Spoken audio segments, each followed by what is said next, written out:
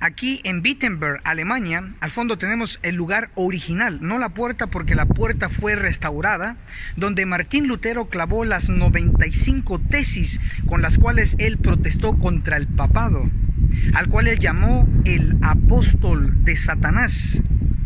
Aquí en Wittenberg, Alemania, es donde empezó el protestantismo.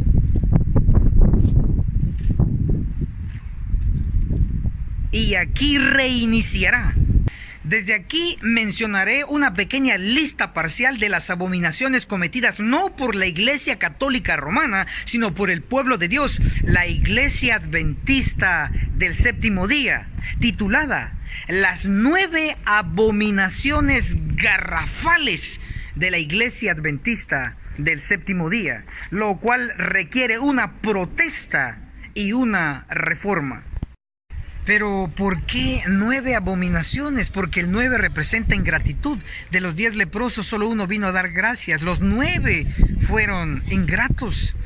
¿Pero por qué 9? Porque son 9 testimonios para la iglesia. El 9 se relaciona con la Iglesia Adventista del Séptimo Día. ¿Pero por qué 9? Porque Ezequiel 9 describe la destrucción de los que seguirán haciendo las abominaciones y no las dejarán.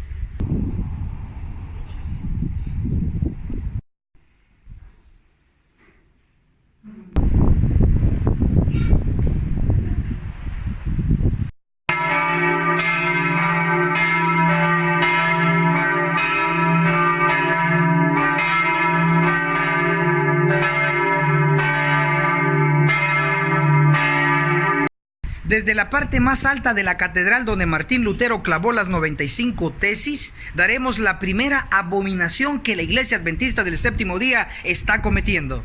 Y es los agresivos crímenes de robo a los laicos.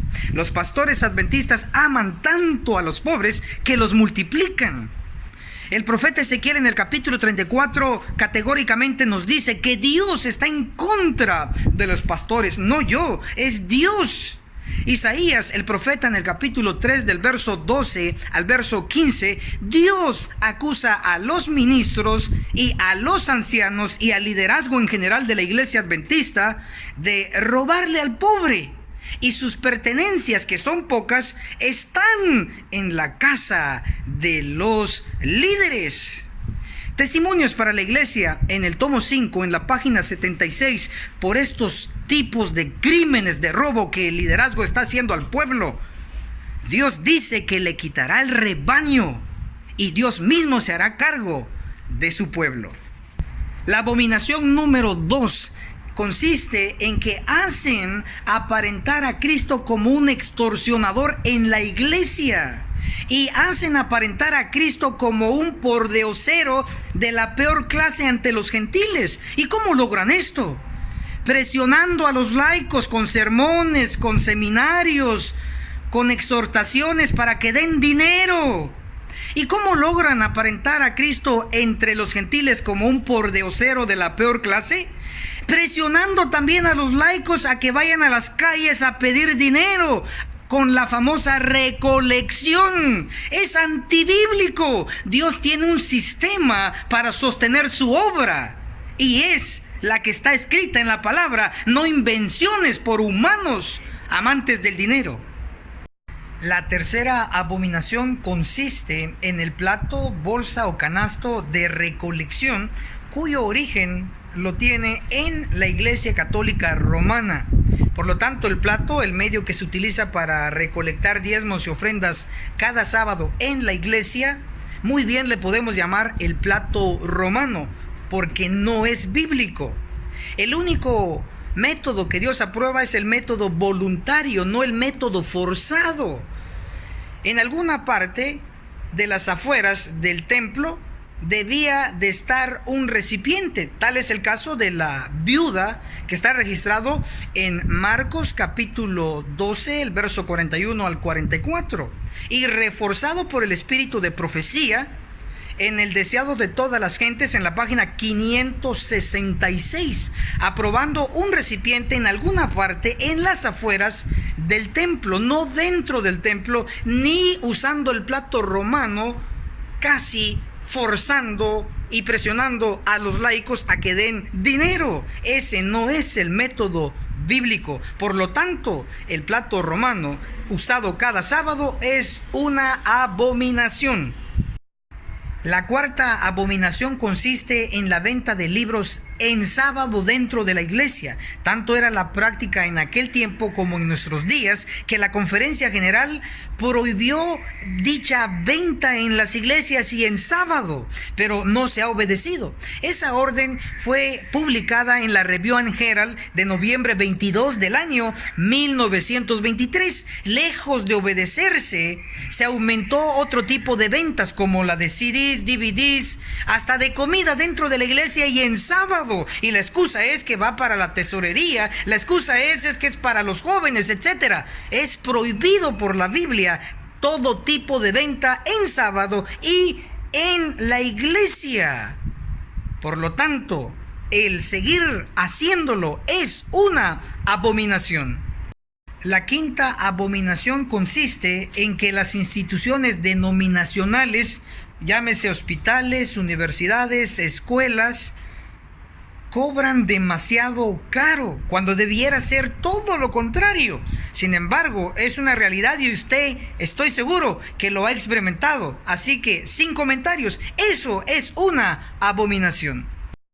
La sexta abominación consiste en que los ministros que enseñan la palabra de Dios en las facultades de teología en las universidades adventistas debieran también ser pagados con los diezmos y no con las colegiaturas de los estudiantes de teología. Eso enseña la pluma inspirada, eso enseña la profetisa Elena G. de White. Léase en Testimonios para la Iglesia, el tomo 6, en la página 218 y en la página 219. Escrito está. Por lo tanto, el no hacerlo es una abominación. La abominación número 7 consiste en seguir las modas del mundo. Esta abominación específicamente la encabezan las esposas e hijas de los pastores. Y eso está escrito en Isaías capítulo 3 del verso 16 al verso 24. Las modas del mundo, llámense pantalones estrechos en las mujeres, llámese pintura, llámese aretes, llámese faldas cortas, etcétera, siguiendo las modas del mundo. Eso es una abominación. Abominación número 8, y consiste en que no se respeta la reforma pro salud. Esta abominación específicamente la encabezan los pastores. Por ejemplo, Consejos sobre el régimen alimenticio en la página 454 dice categóricamente y claramente: ni 1 gramo de carne debiera entrar en nuestros estómagos. Sin embargo, no entra 1 gramo de carne, entra 1 libra de carne, totalmente en desobediencia al mandato de reforma pro salud que llegó en el año 1863 para la Iglesia Adventista del Séptimo Día, y los ministros debieran ser el ejemplo para que el pueblo también lo imite. Pero al no hacerlo, esto se convierte en una abominación. Finalmente tenemos la abominación número 9, y consiste en que los agentes de Satanás impiden que la luz llegue al pueblo. Los primeros que debieran aceptar cualquier mensaje que Dios envía a su pueblo son los ministros, pero son los primeros que se oponen al mensaje de Dios y son los que impiden que la alarma suene en la iglesia para que el pueblo se despierte. Sin embargo, hoy Dios nos está amonestando para dejar esta abominación. Escrito está en el libro inspirado Consejos sobre la obra de la escuela sabática, versión moderna, en la página 31 dice: una luz preciosa ha de resplandecer de la palabra de Dios, y no se atreva nadie a decir qué cosa debe o qué cosa no debe ser expuesta al pueblo en los mensajes de iluminación que él envíe, apagando así el Espíritu de Dios. No importa el nivel de autoridad que tenga, nadie tiene el derecho a impedir que la luz llegue al pueblo. Nadie, no importando el puesto de autoridad que tenga en la iglesia. Por lo tanto, ni siquiera el presidente de conferencia general debiera oponerse a los mensajes que Dios ha enviado a la iglesia. Digo esto porque en el año de 1888, la conferencia general, como un cuerpo, rechazó el mensaje de justificación por la fe. Era un mensaje de alarma para despertar al pueblo. El mensaje de justificación por la fe, la conferencia general lo rechazó. En 1930 nuevamente Dios, en su nobleza, nos manda un mensaje más poderoso, basado en la Biblia y el espíritu de profecía, pero nuevamente la conferencia general lo ha rechazado. Los pastores lo están rechazando. Algunos ancianos lo están aceptando, pero la mayoría lo está rechazando. Laicos lo están aceptando, lo estamos aceptando. El impedir que la luz llegue al pueblo es también una abominación. Reaccionemos y provoquemos la reforma en la Iglesia Adventista del Séptimo Día. Al fondo tenemos la estatua de Martín Lutero, el gran reformador, el padre de la reforma. Sí se puede. Con la reforma pronosticada en Testimonios para la Iglesia, el tomo 9, la página 102. En Visiones de la Noche vi un gran movimiento de reforma en el seno del pueblo de Dios. Dice en el seno, no dice afuera de la iglesia. Por lo tanto, la reforma es buena, pero dentro de la iglesia. Amén.